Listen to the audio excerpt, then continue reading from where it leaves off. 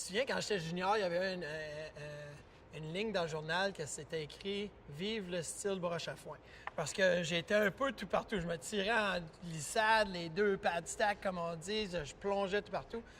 Puis quand je suis arrivé au pro, ben là, j'ai commencé à avoir un peu plus de structure, un peu plus de... j'ai passé beaucoup de temps avec François Allaire, l'école de hockey.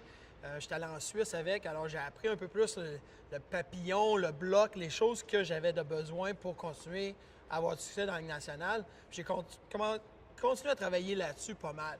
Mais quand même, dans mes années plus jeunes, mettons de 22, 23 à 26, 27 ans dans la Ligue nationale, souvent je me ramassais à l'extérieur de mon cercle, puis je faisais des skate saves, puis des plongeons avec des poke checks, puis des choses de même que quand tu es rendu à 32, 33 ans, tu n'en fais plus. Moi, j'ai commencé à jouer le papillon un peu plus longtemps, plus tard dans ma carrière, puis j'étais pas flexible.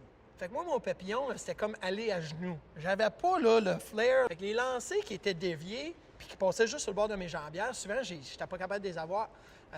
Puis le low blocker, là, le côté bas du côté du blocker, là, souvent, là, j'avais pas la flexibilité du côté-là. Je pouvais pas sortir mon bâton puis ma jambière de ce côté-là. J'étais toujours du côté de la mitaine. T'es ticu un peu, là, t'es 4-5 ans, t'es dans le sous-sol, là, tu fais des arrêts de la miette. Tu fais jamais des arrêts du blocker. C'est pas l'arrêt sexy. Bien, ça a resté de même pas mal toute ma carrière. Moi, les mises en jeu, c'est ça qui était le plus important.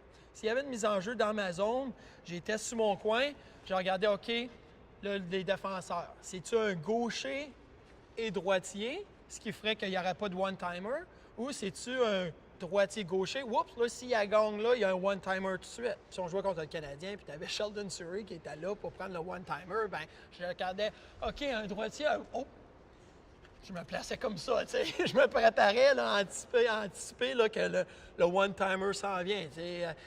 Piqué, c'est la même affaire.